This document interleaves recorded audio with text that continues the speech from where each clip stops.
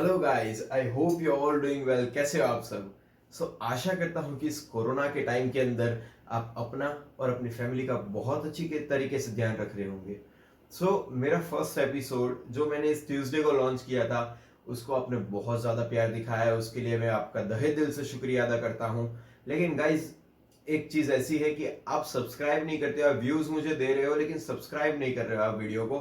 Guys, आप जब भी आए वीडियो देखें तब एक सब्सक्राइब का बटन के ऊपर क्लिक कर लीजिए और एक बेल नोटिफिकेशन जो आता है उसको भी ऑन कर दीजिए, ताकि जब मैं दूसरा वीडियो इस कोर्स के अंदर डालता रहूं तो आपके तक नोटिफिकेशन आ जाए। तो मेरे अगर इंस्टाग्राम स्टोरी पे आप मिस कर देते हो वो नोटिफिकेशन को, तो भी वहां से देख के आपको पता चल जाए कि न्यू कंटेंट आ चुका है और मुझे देखना चाहिए। क्योंकि गाइज, जब तक आप ये पूरी सीरीज खत्म नहीं करोगे, आधी इंफॉर्मेशन लेके मार्केट में जाओगे, तो आपको ट्रेडिंग के अंदर बिल्कुल मजा नहीं आने वाला है। मैं आपको सही बता रहा हूं, इसलिए कह रहा हूं कि आप पूरा कोर्स खत्म कीजिए, फिर मार्केट में इंप्लीमेंट कीजिए, और मैं गारंटी देता हूं कि आप इससे बहुत प्रॉफिट कमाने वाले हैं। सो आइए स्टार्ट करते हैं हमारा दूसरा क्लास स्टॉक मार्केट का। उससे पहले आप प्लीज जाके एक पेन और पेपर ले लीजिए, ताकि आप नोट डाउन कर पाए मेरे क्लास के अंदर मैं जो भी बोलना चाह रहा हूँ। बहुत इंपॉर्टेंट चीजें होने वाली है और ये लाइफ टाइम तक आपको काम लगने वाली है, जो मैं आज बताने वाला हूँ आपको। ठीक है? Are you excited? I hope you are. ठीक है, तो हमारा आज फर्स्ट क्लास साइकोलॉजी।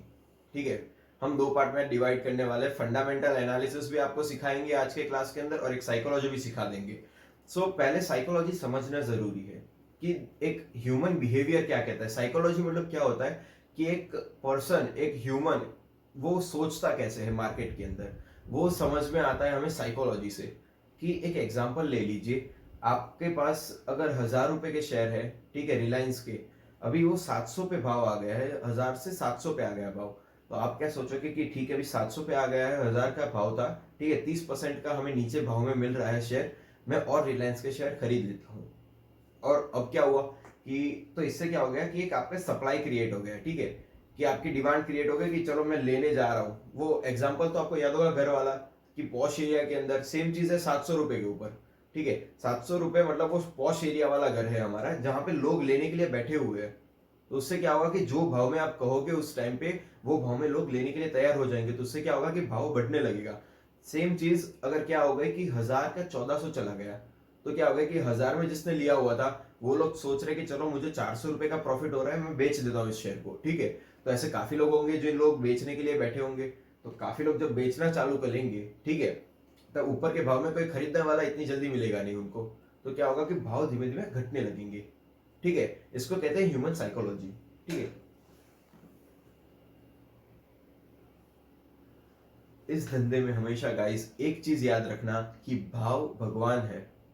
काफी लोगों से आपने सुना होगा यही चीज, मैं भी यही कहता हूं, जो भाव कहता है मार्केट के अंदर आपको वही करना है। बाद में लोग कुछ कुछ भी कहे, कोई न्यूज वाला कोई भी कुछ भी कहे, किसी की कुछ सुननी नहीं है आपको, बस भाव की सुननी है। अगर आप भाव की सुन लोगे ना इस मार्केट के अंदर, आप डेफिनेटली, मैं चैलेंज मार के कहता हूं कि पैसे कमाने वाले हो।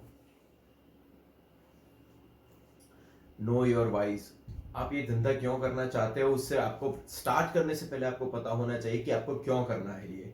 ठीक है, सबसे पहली चीज कि आपको जो मार्केट है उसको रियल लाइफ से कनेक्ट करना आना चाहिए, कि आपको रियल लाइफ में क्या चल रहा है उस सिचुएशन को मार्केट से कनेक्ट करना आना चाहिए, और उसका क्या इम्पैक्ट होने वाला है। ठीक है, कि चलो एक एग्जांपल मैं आपको देता हूं कि लास्ट ईयर कोरोना आया था। कोरोना से क्या हो गया, तो कोरोना से लोगों ने सोचा कि सारे धंधे बंद हो गए। धंधे बंद हो गए तो कंपनियों के पैसे कहां से आएंगे? अगर कंपनियों के पास पैसे नहीं आएंगे तो समझ लें कंपनियां लॉस में जाने वाली है। अगर कंपनियां लॉस में जाएगी तो उसका शेयर का भाव ऊपर कैसे रहेगा? वो भी तो गिरेगा ना। तो आपने देखा ही होगा कि कितना बड़ा क्रैश आया था कर लास्ट ईयर 2020 के अंदर, मार्च के अंदर। समझ रहे हो आप? बाद में दूसरी चीज है, market runs 2 step ahead of you. ठीक है, तो आपसे 2 कदम आगे चलता है मार्केट, ये समझ के चलने की जरूरत है। तो आपको भी अपने दिमाग के ऊपर चलना पड़ेगा। समझ रहे हो कि आपको क्विक थिंकिंग रखनी पड़ेगी। गवर्नमेंट की अभी 3 दिन पहले पॉलिसी, कोई 5 दिन पहले पॉलिसी आई थी शुगर के ऊपर। ठीक है, शुगर को इथेनॉल के जैसे यूज करके उसको हम एज अ फ्यूल यूज करते हैं अपने व्हीकल्स के अंदर। कि गाड़ियों के अंदर जो इथेनॉल यूज होता है, पेट्रोल के साथ साथ मिक्स करके वो आपको देते हैं, ताकि हमारा जो जो कंजप्शन होता है फॉरेन लोगों से, ठीक है, जो हम मंगवाते हैं, कुवैत से मंगवाते हैं, या फिर अगर वेनेजुएला से होते हैं, वहाँ पे ऑयल के जो वेल्स होते हैं वहां से हम मंगवाते हैं, ठीक है। हम मंगवाते हैं मेनली यूएई से, ठीक है। तो वहां से हम मंगवाते हैं, लेकिन हमारा क्या होता है कि बाद में फिजिकल डेफिसिट बहुत बढ़ जाता है कि वहां से हमें आयात करने में बहुत ज्यादा पैसे हमें बाहर देने पड़ते हैं in the form of dollar, ठीक है। तो उससे हमारी गवर्नमेंट में बहुत स्ट्रेस पड़ता है। तो उससे क्या हो गया, गवर्नमेंट ने सोचा कि पेट्रोल के साथ साथ इथेनॉल भी अंदर डाल दो। तो उससे क्या हो गया कि शुगर से बनता है इथेनॉल, ठीक है। तो अभी शुगर वाली कंपनियां जो होंगी, कि जो शुगर बनाती है कंपनियां, तो उनकी डिमांड बढ़ गई। तो उन्होंने उस कंपनियों ने सारी ने, जिन लोगों ने सोच के ये की चीज की होगी, उन्होंने 1 महीने के अंदर अपने पैसे डबल कर दिए थे। Can you guys beat that? 1 महीने में पैसा डबल, हाँ 21 दिन में पैसा डबल गाइस। अक्षय कुमार भी चौंक गया होगा। सो मार्केट को रियल लाइफ से कनेक्ट कर लोगे, आप पैसे कमाओगे। यही है फंडामेंटल्स।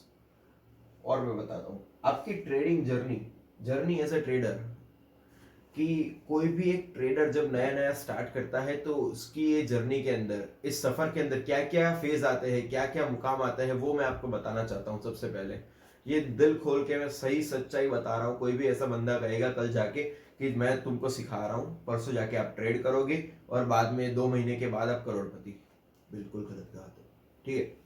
सबसे पहले आता है स्टार्ट। आपने चालू किया, पढ़ाई की, ठीक है। उसके बाद इम्प्लीमेंट किया, ये सबसे मेन पार्ट है इम्प्लीमेंटेशन। इम्प्लीमेंटेशन मतलब क्या, आपने जो सीखा है उसको आप मार्केट के अंदर लगा रहे हो, कि हाँ भैया मुझे ये वाला सिखाया है इस भैया ने, तो चलो ठीक है मैं लगाता हूँ इसके अंदर। वो उन्होंने कहा था कि इस तरह से ये ट्रेड लेनी है, ये रूल्स को याद रख के ट्रेड लेनी है, आपने ली है और बाद में अपने इम्प्लीमेंट की है मार्केट के अंदर, ठीक है। अभी उसके बाद क्या आता है, फेल। क्यों फेल होते हैं लोग? क्योंकि तब उनको अपने इमोशन पे काबू नहीं होता है, कि 2-3 रुपए नीचे आ गया ना, तो वो सोचते ओ नीचे आ गया चलो बेचना पड़ेगा। ये 2-3 रुपए का जो गेम है ना, यही शेयर बाजार है भाई। यहाँ पे अगर तुम ये 2-3-5-10 रुपए की जो मूवमेंट आती है, उसको फ्लक्चुएशन को सहना सीख गए ना, आप प्रॉफिटेबल बनोगे। समझ रहे हो?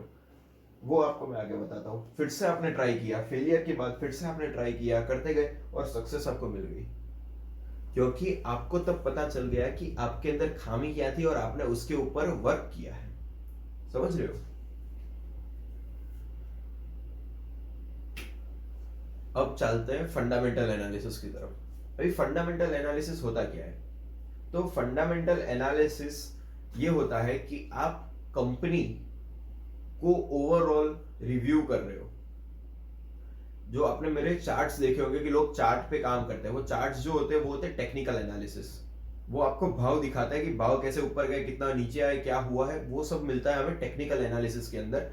फंडामेंटल एनालिसिस वो हमें दिखाता है कि ओवरऑल कंपनी मार्केट के अंदर कैसे काम कर रही है। तो हमें क्या करना चाहिए? हमें टेक्निकल एनालिसिस की मदद से हमें बस करना चाहिए ट्रेडिंग, या फिर फंडामेंटल की मदद से करना चाहिए? मैं कहता हूं दोनों का मिक्सचर जिस दिन होगा ना, उस दिन आपको इतना पैसा मिलेगा कि आप मतलब सोच नहीं पाओगे, ठीक है। Right stock at the right time at the right price, that makes money.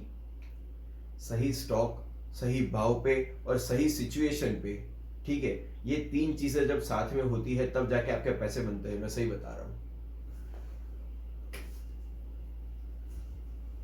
So fundamental analysis होता क्या है, कि फंडामेंटल एनालिसिस का मैं एक एग्जांपल देता हूं आपको, कि कंपनी अपने धंधे के अंदर, जिस धंधे में वो है, ठीक है। जैसे अपना ले लेते हैं कोई HDFC बैंक ले लेते हैं, ठीक है। HDFC बैंक का काम क्या है? बैंकिंग काम है सारा, ठीक है। कि वो रिटेल लोगों से, मतलब हम जैसे लोगों के अकाउंट खोलते हैं, उनके अंदर पैसे डालते हैं, वो लोग क्रेडिट कार्ड यूज करते हैं, हमें लोन देते हैं। ये सब चीजें फाइनेंशियल सेक्टर हो गया HDFC बैंक का काम, ठीक है। अभी उसके अंदर वो कैसे काम कर रहे हैं, कि क्या वो उनके पहले कस्टमर थे 1 लाख, तो 1 साल के बाद उनके कस्टमर क्या 1.5 लाख हुए हैं, या फिर उससे कम हो गए कि लाख की जगह 70,000 हो गए।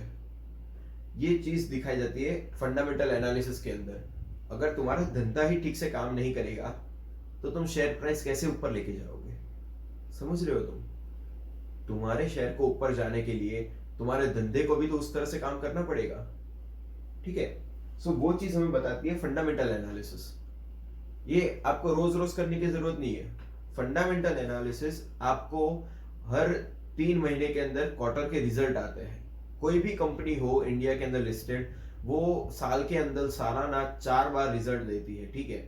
अपने 3-3 महीने के रिजल्ट देती है ये सारी कंपनीज, और वो हमें दिखाती है कि कंपनी ने कैसे परफॉर्म किया है वो 3 महीने के अंदर, वो अपने धंधे के अंदर आगे बढ़ी है या फिर पीछे आई है, उन्होंने कोई कर्ज लिया है या फिर किसी ने उसके शेयर बेचे हैं या खरीदे हैं, वो सारी चीजें मैं आपको बताता हूँ अभी, ठीक है।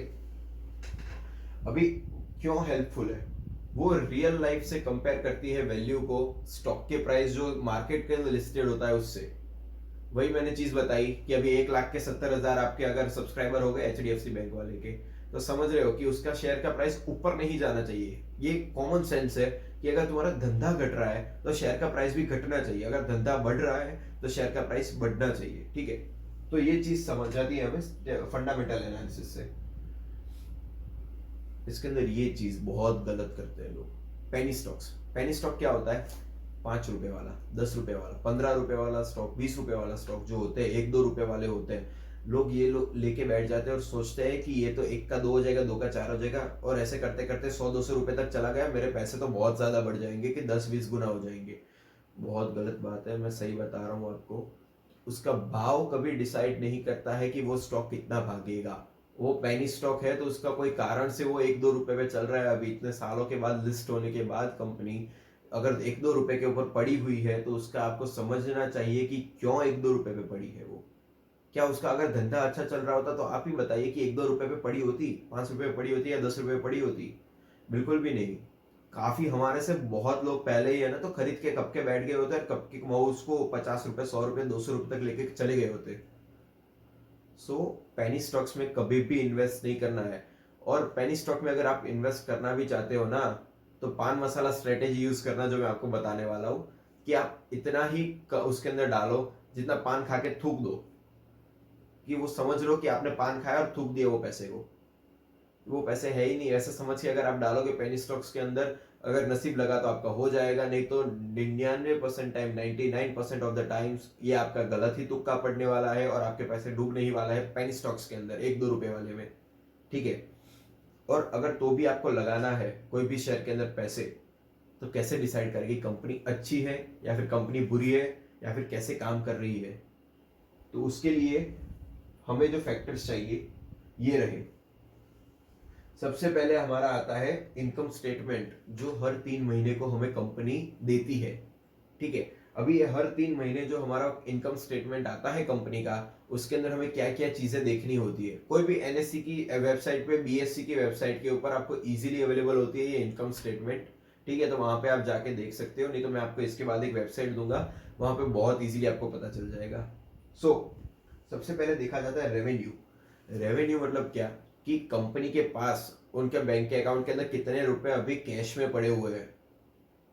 समझ रहे हो कि अभी रिलायंस के अंदर देखा जाए तो चलो 1 करोड़ रुपए पड़े हुए हैं उनके पास, समझ रहे हो। तो उनको कभी भी अगर मुश्किल के टाइम पे जरूरत पड़ी, वो तुरंत वहां से निकाला, धंधा एक्सपांड करना है कि चलो मुझे एक नया प्लांट लेना है, तो उसके लिए रिलायंस वाले ने तो ठीक है मेरे पास बैंक में पैसे पड़े मैं निकाल कर दे देता हूँ, या फिर कहीं से कर्ज लेके रखा है उन्होंने और उसको भरपाई करनी है उसकी, तो ठीक है, तो उसके लिए भी आप रेवेन्यू का यूज करोगे जो उनके पास पड़े होंगे। सो रेवेन्यू इंक्रीज होना मतलब कहीं से कमा के लाए वो पैसे, समझ रहे हो तुम, कि मेरी कंपनी है, चलो मैं रिलायंस का ओनर हूँ, ठीक है, मैं धीरू भाई अंबानी में खुद हूँ, ठीक है, तो मैं कहाँ से पैसे लेके आऊंगा? मैं अपनी रेवेन्यू मतलब मेरे जो खुद का जो पैसे है कंपनी के, वो मैं कैसे बढ़ाऊंगा? कहीं से कमा के लाऊंगा तभी तो बढ़ाऊंगा, समझ रहे हो तुम। तो यही चीज होती है रेवेन्यू, कि रेवेन्यू अगर आपका बढ़ रहा है इसका मतलब समझना कि कंपनी कहीं से पैसे लेके आ रही है और वो ज्यादा कमा रही है और अपने रिजर्व्स के अंदर डाल रही है, और ये पैसे कभी भी वो यूज कर सकते हैं अपनी कंपनी को बढ़ाने के लिए, एक्सपांड करने के लिए, बड़ी करने के लिए, जो हमारे लिए बहुत इंपॉर्टेंट चीज होती है और बहुत फायदेमंद चीज होती है, ठीक है। दूसरी चीज आती है अर्निंग पर शेयर, ठीक है, share sorry earning per share. उसका मीनिंग क्या होता है कि एक शेयर के ऊपर कंपनी कितना पैसा कमा रही है।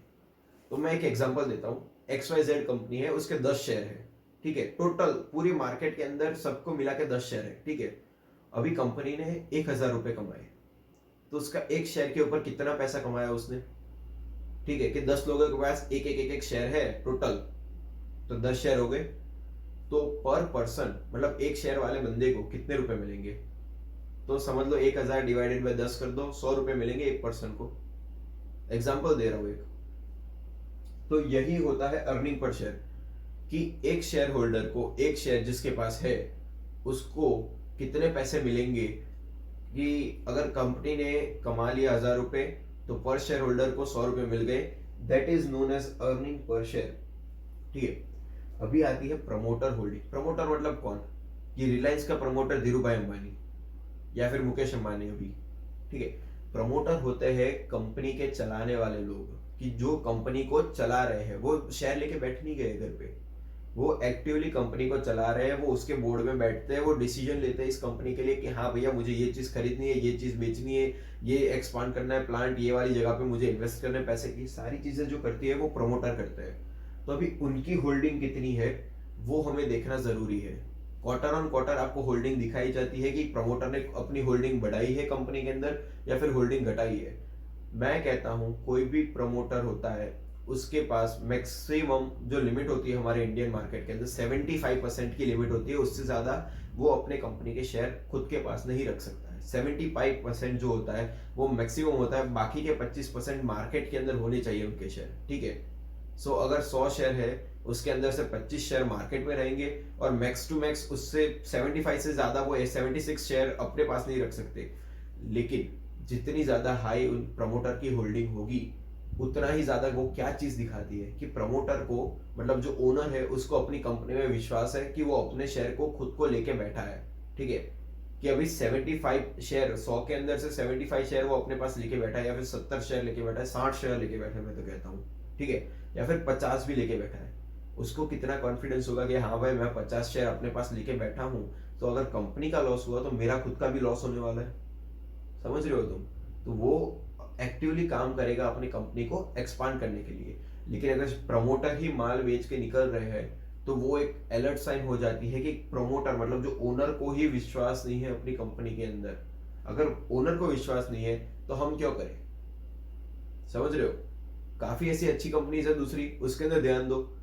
प्रमोटर बेच के निकल रहा है तो वो एक बहुत बड़ा रेड फ्लैग है हमारे लिए एज अ इन्वेस्टर, कि हमें उसके अंदर इन्वेस्ट नहीं करना चाहिए कंपनी के अंदर। Trader is all together a different thing. उसके अंदर आप शॉर्ट करके पैसे कमा सकते हो, वो मैं आगे बताता हूँ आपको। लेकिन as a investor promoter holding बहुत ज्यादा इंपॉर्टेंट है, आपको देखनी चाहिए। ठीक है। बाद में प्रमोटर होल्डिंग में एक और चीज आती है, प्लेस्ड प्रमोटर होल्डिंग। प्लेस्ड मतलब क्या होता है? प्लेस्ड मतलब कि प्रमोटर के पास 50 शेयर थे, 50 में से उसने 5 शेयर बैंक में जाके गिरवी रख दिए कि इसके ऊपर मुझे पैसे दो, ताकि मुझे और कोई चीज खरीदनी है या फिर और कोई काम करना है, कि एक घर खरीदना है, कुछ भी करना है, कि कंपनी को एक्सपांड करना है। ठीक है। तो वो प्रमोटर जब अपने शेयर को रख देता है गिरवी कोई भी लेंडर के पास, कोई भी बैंक के पास, तो वो होता है हमारा प्लेज्ड प्रमोटर होल्डिंग। समझ रहे हो? वो अगर जीरो हो बहुत अच्छा है, लेकिन अगर ज्यादा से ज्यादा मैं अपने सिलेक्शन के हिसाब से कहता हूँ, तो मैं 15% से ज्यादा प्रमोटर होल्डिंग जो अगर प्लेज्ड हो, तो मैं उसके अंदर शेयर में बिल्कुल भी नहीं पड़ता हूँ, मैं उस शेयर को छोड़ देता हूँ। समझ रहे हो? लास्ट में आता है डिविडेंड। डिविडेंड क्या होता है? कि जैसे मैंने एग्जांपल आपको कहा था अभी कि 1000 रुपए कमाए, ठीक है, और उसके अंदर से 100 रुपए आ गए पर पर्सन, पर शेयर होल्डर के पास। ईपीएस के हिसाब से देखा जाए 100 रुपए आए एक शेयर होल्डर के पास। ठीक है। तो अभी वो 100 रुपए जो आए, उसके अंदर कंपनी ऐसा तो नहीं कहेगी भाई 100 के 100 आपको दे देगी।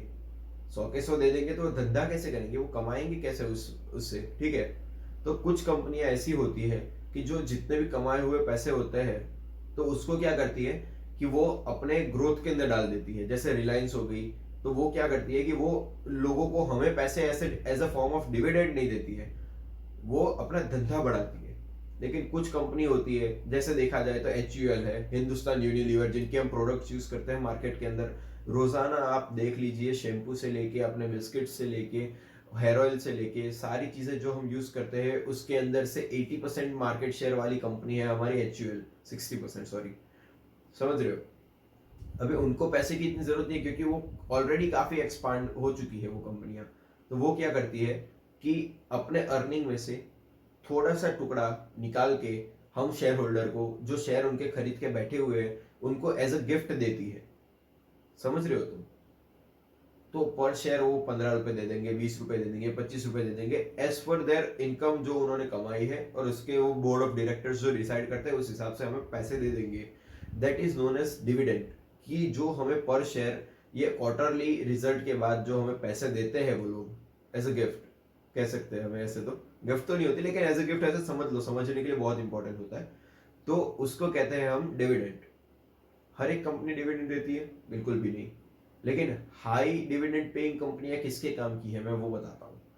जो इन्वेस्ट करके बैठे हैं लॉन्ग टर्म के लिए, सालों साल के लिए जो इन्वेस्ट करके बैठे हैं इन कंपनियों के अंदर, वो पॉइंट ऑफ व्यू वाले जो लोग होते हैं इन्वेस्टमेंट वाले, उनको डिविडेंड पेइंग कंपनियों के ऊपर काफी अच्छा ध्यान रखना चाहिए।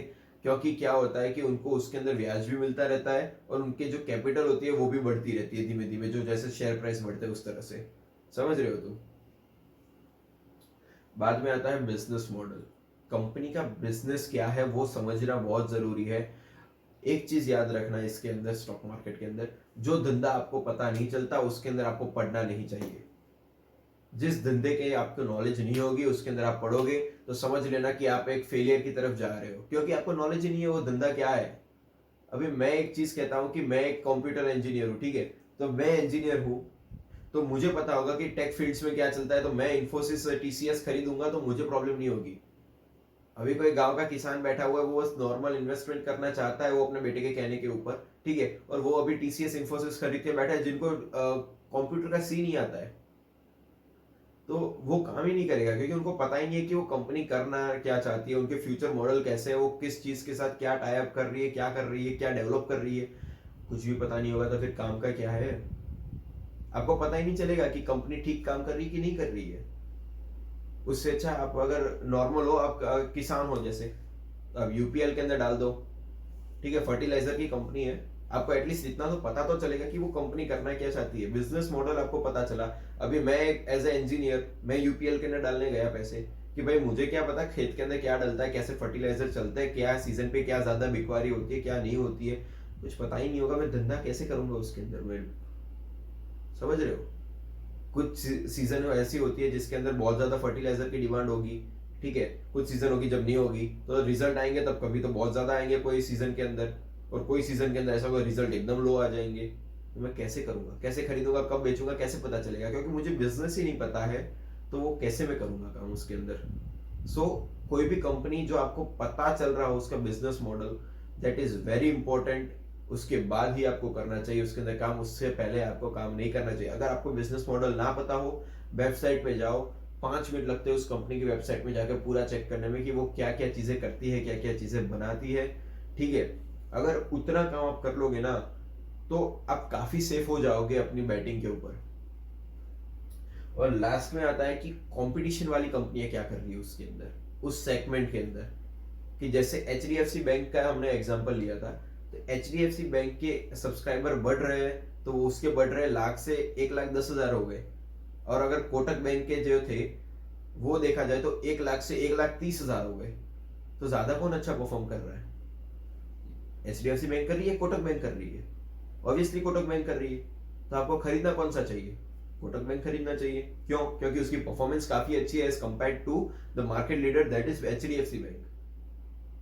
सो ये चीजों का ध्यान रखें, अपने कंपटीशन का भी ध्यान रखना बहुत जरूरी है। समझ रहे हो? तभी जाके आपको पता चलेगा company in comparison to others कैसे काम कर रही है, ठीक है। एक और चीज है, आप जब भी स्टॉक सिलेक्शन करें, मैं बेसिकली एक एडवाइस ऐसी देता हूं कि मार्केट लीडर स्टॉक्स में जाए, कि जो भी धंधा कर रहे हैं उसके अंदर सबसे ज्यादा बिकवाली होने वाला धंधा उनका होना चाहिए, कंपनी का होना चाहिए। सेकंड चीज, नहीं तो मोनोपोली बिजनेस होना चाहिए। मोनोपोली मतलब क्या, कि जैसे हमारी इंडियन रेलवे, समझ रहे हो, इंडियन रेलवे के अंदर मैं कल जाके ऐसा कहूँ कि भाई मैं अपनी छुक छुक गाड़ी लगा दूंगा, तो वो मुझे नहीं डालने देंगे उसके ऊपर, ट्रक के ऊपर मुझे नहीं अपनी रेल चलाने देंगे कि हाँ भाई हर्ष भरवाड़ रेल्स करके मैं चालू कर दूं तो हो जाएगा। समझ रहे हो? वहां पे उनकी मोनोपोली है, इंडियन रेलवेज की, आईआरसीटीसी की वहां पे मोनोपोली है। समझ रहे हो कि उसका धंधा और कोई नहीं छीनने वाला। सो वैसे स्टॉक में आप इन्वेस्ट करोगे तो आप लॉन्ग टर्म के अंदर बहुत ही ज्यादा सेफ रहने वाले हैं, और उसके अंदर क्या होगा कि कैपिटल अप्रिसिएशन बहुत ज्यादा होगा।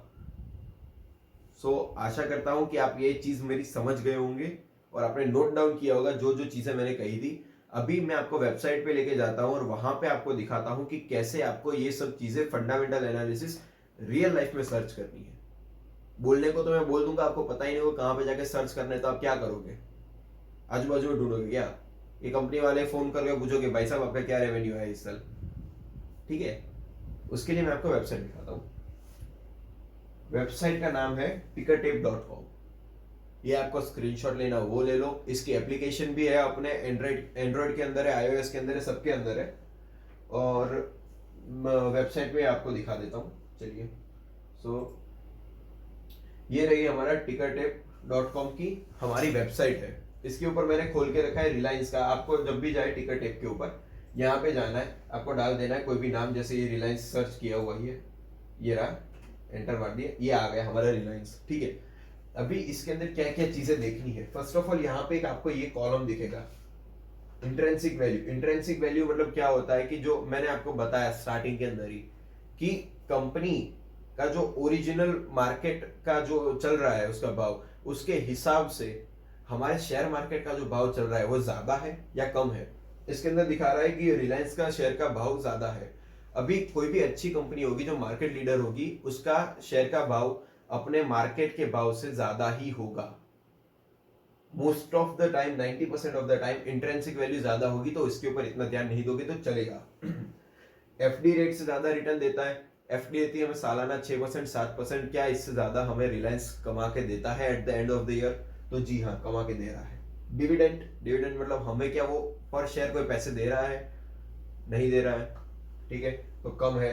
ठीक है, एंट्री पॉइंट, एंट्री पॉइंट मतलब क्या होता है कि ओवरसोल्ड और ओवरबॉट सिचुएशन, वो आपको टेक्निकल एनालिसिस में सिखाई जाएगी, यहाँ पे मैं आपको कंफ्यूज नहीं करना चाहता हूँ। ठीक है, तो अभी यहाँ पे ये रहा हमारा चार्ट। तो ये हमारा ओवरव्यू जो ये चार्ट चलता है हमारा वो है। चार्ट रीडिंग में आपको कल या परसों के लेक्चर में सिखा दूंगा। सो अभी आप वो सब भूल जाइए। आपको मेन चीज जो देखनी है, यहाँ पे आ जाइए, ये रही रेवेन्यू फोरकास्ट है। ठीक है, यहाँ पे जाके आप कॉलम देख लीजिए, ये रहा 2018 का, 2019 का, 2020 का और 2021 का। तो ये देखिए किस तरह से ट्रेंड चल रहा है। ये रेवेन्यू जो है हमारा क्वार्टर ऑन क्वार्टर और ईयर ऑन ईयर बढ़ना चाहिए। कम हो रहा है रेवेन्यू, तो अब रीजन जानिए कि क्यों कम हो रहा है। क्या वो किसी धंधे के अंदर डाला है उन लोगों ने, या फिर नहीं डाला है, या फिर पर्सनल किसी चीज के अंदर कोई डेब्ट सेटल करने में ये कर रहे हैं, या फिर कोई धंधे को एक्सपांड करने में लगा है। वो चीजें आपको जानना जरूरी है, वो आपको बैक स्टडी करनी पड़ेगी कोई भी स्टॉक के अंदर आप कर रहे हो तो। इसके अंदर दिखा रहा है कि 2020 से 2021 के अंदर रेवेन्यू कम हुआ है, मतलब उनके पास जो फ्री पैसे पड़े हुए थे उन्होंने कहीं पे यूज किए हुए हैं। ठीक है, ये रहा हमारा अर्निंग पर शेयर, कि एक शेयर के ऊपर जो हमने एग्जांपल दिया था 100 रुपए वाला, वो ये रहा। तो अर्निंग पर शेयर क्या चल रहा है, देखिए बहुत ज्यादा अच्छी तरीके से बढ़ रहा है रिलायंस का। ये देखिए 60, 66, 64 और 76 इस साल का। बहुत अच्छा रिजल्ट कह सकते हैं इसे। अभी जाते हैं हम फाइनेंशियल्स के ऊपर। ये देखिए फोरकास्ट पे थे, अब हम आते हैं फाइनेंशियल के ऊपर। ये रहा रेवेन्यू जो हमें ऐसे लेटर्स के अंदर दिखाया गया है। तो यहाँ पे जाके आप चेक कर सकते हो कितना बढ़ा, कितना घटा है और क्यों घटा है। ठीक है, अब आता है बैलेंस शीट। यहाँ पे ये सब चीजें ना देखो, सीधा टोटल इक्विटी देख लोगे तो भी चलेगा। इसके अंदर भी टोटल इक्विटी का जो है वो बढ़ना चाहिए। तो ये देखो 2,66,000 करोड़, 2,90,000 करोड़, 3,90,000 करोड़ और 4,60,000 करोड़। ये देखिए सालाना कितना ज्यादा बढ़ रहा है। अच्छी कंपनी के ये नोट्स होते हैं कि ये देखिए सालाना कितनी अच्छी तरीके से बढ़ रहा है हमारी ये कंपनी जो है। अगर आप बेकार कंपनी का देखोगे ना, उनका रेवेन्यू भी कम हो रहा होगा, ईपीएस भी कम हो रहा होगा, अर्निंग पर शेयर भी कम हो रहा होगा, तो ये कोई काम की चीज नहीं होती है। कैश फ्लो देख लेते हैं। नेट कैश फ्लो जो है हमारा, ये देखिए -8,000 करोड़ से जाते जाते अभी 20,000 करोड़ तक पहुंच चुका है, वो बहुत अच्छी बात है। ठीक है, फ्री कैश फ्लो देख लेते हैं, -30,000 करोड़। 30,000 करोड़ के कर्ज में चल रही थी कंपनी, वहां से लेके 21,000 करोड़ के प्रॉफिट में आ गई है। Profit not in that sense, मतलब कैश फ्लो की बात कर रहा हूँ कि -30,000 में चल रही थी, वहां से लेके 21,000 तक आ गई है। सो इस तरह से आपको देखने चाहिए कि फंडामेंटल एनालिसिस इस तरह से की जाती है। और एक फाइनल चीज जो आपको दिखाना मैं भूल गया, होल्डिंग में जाइए और यहाँ पे टोटल प्रमोटर होल्डिंग सबसे पहली चीज जो है वही है, क्लिक कीजिए। देखिए प्रमोटर ने अपनी हिस्सेदारी बढ़ाई है, 50.03 थी, वहां से बढ़ाते बढ़ाते 50.60 तक लेके आ गए हैं। मतलब प्रमोटर खुद अपने माल खरीद रहा है, उनको कॉन्फिडेंस है कि मेरे धंधे के अंदर कुछ ऐसा मैं करने वाला हूँ जिससे मुझे प्रॉफिट होने वाला है पर शेयर के अंदर। इसलिए वो प्रमोटर क्या कर रहा है कि वो माल खरीद रहा है लोगों से कि तुम भी मुझे दे दो, तुम भी मुझे दे दो, जो प्राइस पे चाहिए मैं लेने के लिए तैयार हूँ। ठीक है, तो उससे क्या हो रहा है कि प्रमोटर का कॉन्फिडेंस दिखा रहा है हमें कि उसको कितना कॉन्फिडेंस है इसके अंदर, इसके धंधे के अंदर। जितना कॉन्फिडेंस धंधे के अंदर प्रमोटर होगा उतना ही कॉन्फिडेंस हमें रखना चाहिए उस धंधे के अंदर। समझ रहे हो? So this are the few things जो हमें फंडामेंटल एनालिसिस करते समय ध्यान में रखनी चाहिए, ताकि हम अच्छी से अच्छी कंपनी सिलेक्ट कर पाए मार्केट के अंदर, और कोई अच्छी कंपनी को हम मिस आउट ना कर दे, या फिर कोई बुरी कंपनी को अपने पोर्टफोलियो के अंदर ऐड करके बाद में पछताए नहीं कि हमारा लॉस हो गया इसकी वजह से। समझ रहे हो? सो यही थी हमारी फंडामेंटल एनालिसिस की वीडियो गाइज। आई होप आप सबको बहुत अच्छी लगी होगी।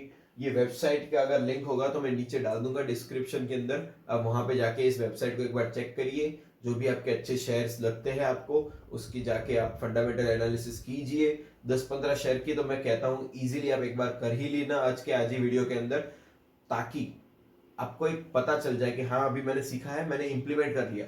जब जितना जल्दी आप इंप्लीमेंट करोगे आपके मार्केट के नॉलेज को, उतना जल्दी और इतना अच्छी तरीके से आप समझ पाओगे और उतना अच्छी तरीके से आप रिटर्न कमा पाओगे। ठीक है, अभी इसके साथ गाइस हमारा सेकंड लेक्चर आज हम वाइंड अप करते हैं। आशा करता हूं कि आपको मेरी ये सीरीज जो है वो अच्छी लग रही होगी। अगर आपको कोई भी फीडबैक देनी है, आपको कोई भी सलाह देनी है इसके अंदर, तो आप प्लीज कमेंट में जाके आप दे सकते हैं। कोई चीज मुझे इंप्रूव करने की जरूरत है तो वो भी आप मुझे बता सकते हैं। ठीक है, और उसके साथ गाइज प्लीज आप लाइक और सब्सक्राइब कर दीजिए मेरे चैनल को, ताकि मुझे भी मोटिवेशन मिले और आपको और अच्छी तरीके से मैं और क्वालिटी कंटेंट में आपको प्रोवाइड कर सकूं, अच्छे वीडियोस आपके लिए बना सकूं। ठीक है, धन्यवाद गाइज, स्टे सेफ, आपके घर पे रहिए और लर्न करते रहिए। आशा करता हूं कि आपका दिन बहुत शुभ जाए। Thank you.